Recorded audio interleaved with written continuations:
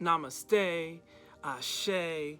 Welcome everyone to another episode of Torrance Got Notes. It's been a long time since I've done this because life has been crazy, and right now I'm back home at my parents' house because I needed to regroup, recenter, and I finally got the strength to be like, get outside of my head, do what I love to do, which is to talk shit. Today's particular episode, I'm not really going to do too much of that because of the topic itself. I just couldn't keep quiet about it for too much longer. I've been saying, okay, I'm gonna do a review on this episode. I'm gonna do a review of that episode, and then I never do it. But because the 5th episode just went off on this past Sunday, I had done said that it's just so, in the voice of Jill Scott, it's just so black ass. Like, how do you not love all this shit? Anyway, yes, so for this episode of Torrance Got Notes, I'm going to be talking about Lovecraft Country. It is, what are words? So if you've never seen Lovecraft Country, it is a sci-fi timepiece that is on HBO, and it is a black ass sci-fi. I ain't never had nothing like this. So for me, I am elated. I'm losing my mind. I'm sitting here like, how can I think as crazy as this is? Now, granted, I know that it's based off of a novel, so I'm like trying to but still, I can't. To think that way and to even have it portrayed in this particular way is insane. Like, I'm still at a loss for words of how crazy it is, right? So let's just start by saying this, right? First note, because like usually my notes are, this could have been this, or that could have been that. I can't even give that right now because I'm shooketh still to the core. This is black sci-fi perfection. Now, usually when it comes to movies that have to do with like timepieces that are like set in like real like heavy racist times, like it's racist times right now, like don't get it twisted, we still in them racist times, and you just don't know. But when it's like overt in your face, like kind of like crazy stuff, I don't be feeling those too much because it pisses me off and it makes me kind of like get me all riled up. But it does a great job of balancing like the shit that pisses me off and the shit that gets me excited to see more. Because it's like here and there. It's like here and there it'll piss me off, but then there's like this underlying storyline that basically like carries out throughout the entire episode. And each episode is like a movie. Can we talk about that first? Let me just rewind. Each episode is like a fucking movie, and it's filled with gore and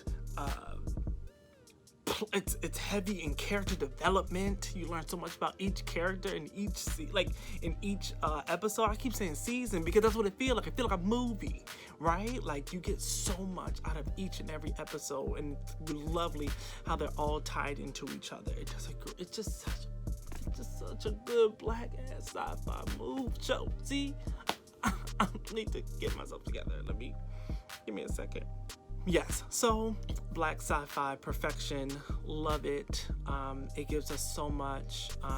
Usually I can't stand those types of timepieces, but this one is a great job of balancing it for me.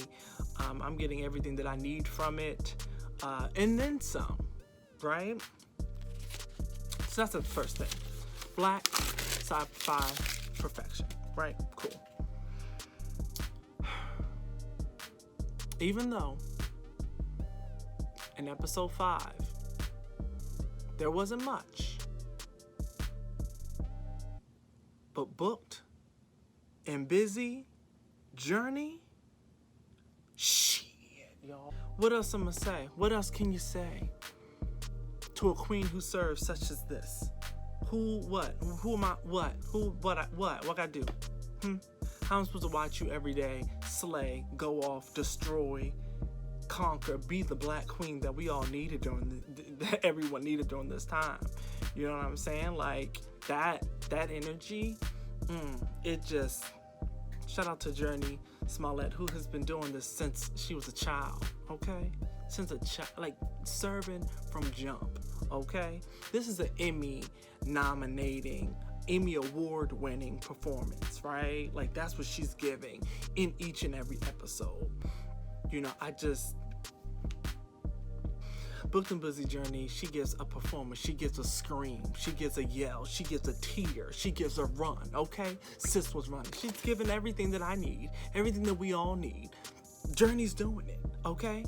The casting is fantastic. Like, I can't even...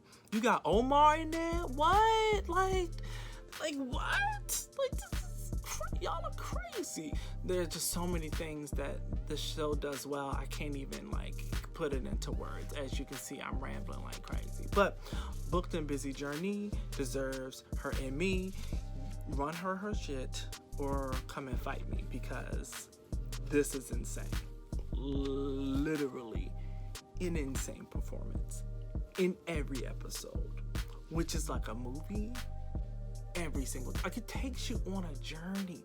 Each and every one takes you down this, like, thought-provoking, like, just, you don't even know what to expect. And that's my next one, right? So we talked about Booked and Busy Journey. She deserves all the things that she is gonna get, because she better get them. The next thing is, every time you think you know what's gonna happen, or you think you caught up, something else happened. Like this last episode. All right, when she woke up in the bed, and when he said he was going, I'm gonna treat you, whatever. When she woke up in the bed and she was looking at her hand, I said, oh, he done turned her into a white woman. He done turned her into a white woman. I said, okay, all right now, there's about to be some crazy stuff. Now I'm thinking she gonna go out there in there and cause all kinds of hell for all these people, and do a little change thing going on. Now Miss Ruby said, I want that job with the white folk. I want to go to the store with the white folk. I want to work in this place here, and then I'm gonna talk down on the black woman who work in the store. Now granted, she's a little jealous because she had the full package of all the experience that she had, and girl, I feel like she's like, oh, you just a skinny black bitch and you got the job and I'm upset that I ain't get it or whatever. Obviously, I'm gonna put the spoiler alert thing in the thing. The thought process of creating a serum that makes you look, and then like you shed the body as if it's like a mask or a coat. Like it's just so well thought out. And then at the end, you find out that bitch is the man. She the man. She just been doing the thing. She been fucking Ruby the whole time. She's crazy. That white woman is crazy. Like I said, every time I think I understand what's going on, I don't. And also, shout out to the drag scene that was in there with Daryl Stevens and Shangela, and I believe it was Monet Exchange, and like just, I don't know, it just brought showed a lot of queerness, that existed back then, that, was huge, and, there was a community back then, that I think a lot of people, specifically at that time, they don't really make a lot of shows in like prime time about like people living their lives, existing, queer people existing and taking up space. So it was a really beautiful scene. I enjoyed it. It was just like, I don't know, all of it is just so great. And then I'm really excited to see what Anjanou Ellis, like the mother, like her character, what she finna find out when she drive out there, or her daughter or whatever. I'm real excited to see what's gonna happen next. I don't know, I'm just excited for everything. I'm not saying this is, but nothing has got me this excited for a series where I'm just like on the edge of my seat.